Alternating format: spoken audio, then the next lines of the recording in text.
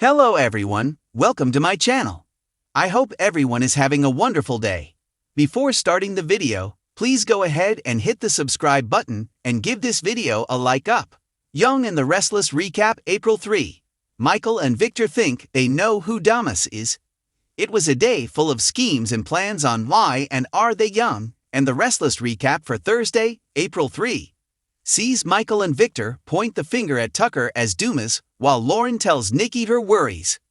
Kyle tells Jack about a possible mole at Jabot, while Diane senses Tracy is upset. What happened on Y and R? Nikki, Melody Thomas Scott, met Lauren, Tracy Bregman, at the Jazz Lounge and talked about how busy she had been. The conversation took a turn when Lauren asked Nikki to betray Victor, Eric Braden, by revealing his secrets. Lauren explained that Michael, Christian LeBlanc, was deeply troubled by a project Victor had him working on. Nikki assumed it was related to Victor's vendetta against Jack, Peter Bergman. She was sorry that Lauren's marriage was suffering because of it. Lauren admitted she worried that Michael's loyalty to Victor could lead to his downfall. Meanwhile, Michael visited Victor at the new ranch. Victor probed him for information. Michael reported that a spy they had planted at Jabot was nervous and afraid that Kyle, Michael Mueller, suspected him. The spy demanded more money to stay quiet. Victor wouldn't let anything interfere with his revenge on Jack. Michael warned him not to underestimate Kyle, but Victor didn't think so. The conversation shifted to Dumis.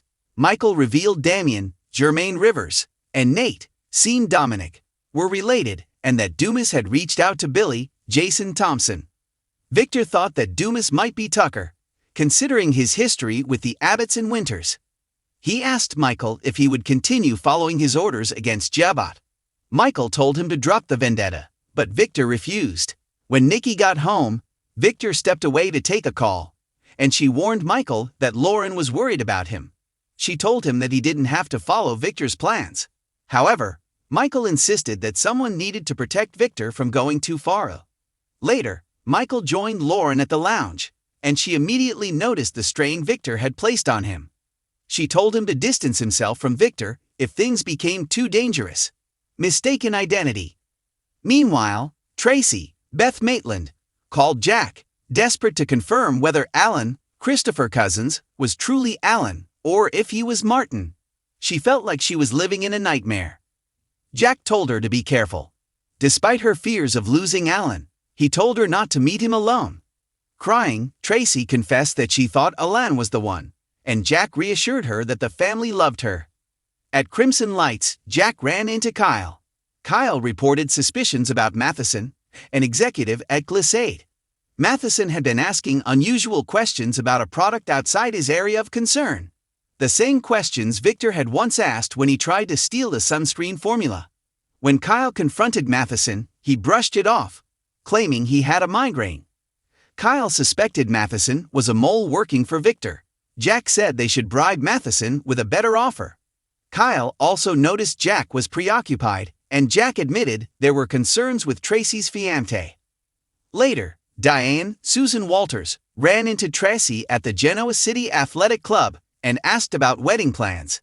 Tracy assured her that Alan had promised her the wedding of her dreams, but Dean knew she was hesitating. She asked if Tracy was having cold feet, but Tracy denied it. Alan called. Tracy answered and expressed happiness at hearing his voice. Thanking him for sending wildflowers, she told him she couldn't wait to see him again and confirmed that he was the man she wanted to marry. When she returned, Dean asked what was wrong. In the heart of Genoa City, few mysteries have stirred the pot quite like the recent arrival and ongoing enigma of Aristotle Dumis. On April 3, The Young and the Restless served fans a captivating episode that not only moved the mystery forward, but gave powerhouses Victor Newman and Michael Baldwin the opportunity to showcase their legendary dynamic. In a town where everyone has secrets, the ones surrounding Dumis may very well be the most dangerous yet. Michael and Victor team up, old allies, new suspicions. From the start of the episode, the tension was thick.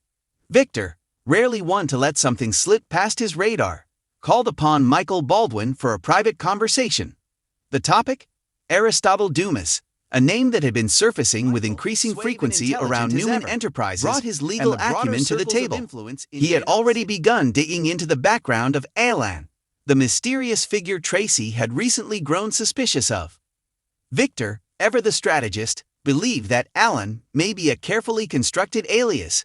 Together, they pieced together a trail of fragmented records, offshore accounts, and questionable academic credentials, each new clue hinting at a larger deception. Who is Aristotle Dumis? Though still shrouded in secrecy, this episode began to provide tangible hints about the man behind the name. Victor and Michael discovered that Aristotle Dumis has ties to European intellectual circles, but many of those connections appear suspiciously shallow. References are vague, credentials unverifiable. Victor's suspicion was further piqued by how quickly Dumis has inserted himself into the personal lives of the Abbotts, particularly Tracy, and into the periphery of business dealings with Jabot. What's more, his charm seems too curated, too perfect. Michael and Victor speculated that he may be a con artist of international repute or worse, someone with a vendetta. The flashbacks. Clues hidden in the past. April 3's episode also gave viewers a series of poignant flashbacks, revisiting older storylines involving Tracy and her past literary collaborators.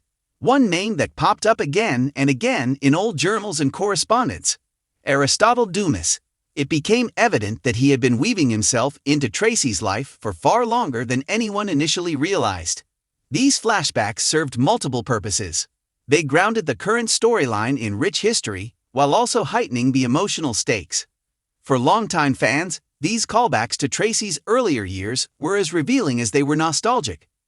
Michael, upon reviewing Tracy's old materials, noted that Dumis' influence may have extended even into her literary works, suggesting psychological manipulation that spans years. Victor's instincts, rarely wrong. Victor Newman's ability to read people has made him a legend in Genoa City.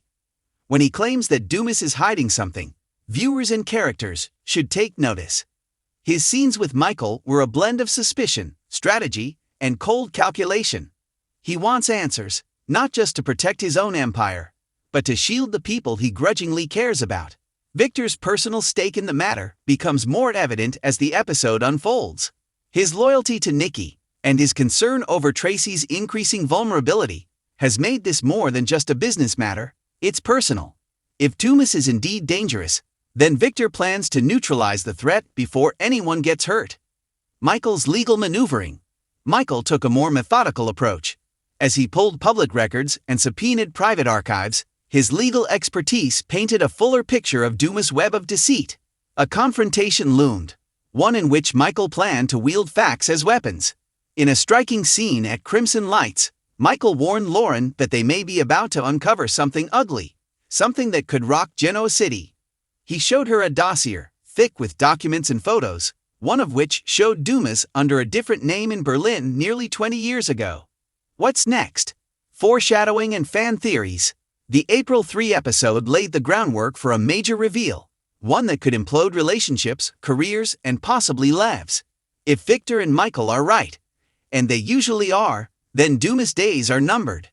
Some fan theories speculated online that Dumis might be a relative of a long-gone Genoa City villain, returning under a new identity to exact revenge. Others believe he could be tied to a larger corporate espionage ring, targeting both Newman Enterprises and Jabot. Regardless of who he truly is, one thing is clear: Dumis is not to be trusted. Though not the central figure in this particular episode, Tracy's importance to the storyline cannot be overstated. Her emotional connection to Dumis, her growing doubts, and her storied history make her both a target and a potential heroine. The flashbacks revealed just how deeply Dumis had embedded himself into her past, raising questions about his long-term agenda. The stakes for Tracy are heartbreakingly high. As someone who wears her heart on her sleeve, the betrayal, if and when it's revealed, could devastate her. Yet, she may also be the key to stopping him. By the end of the April 3 episode, viewers were left with more questions than answers. But that's the beauty of The Young and the Restless at its best. With Victor and Michael closing in, and Tracy unwittingly at the center of a brewing storm, the drama is set to escalate. Whether Dumis is an imposter, a con artist, or something even more sinister, the truth is about to come out. And when it does, Genoa City will never be the same. Stay tuned, because the next move in this high-stakes chess game is going to be explosive.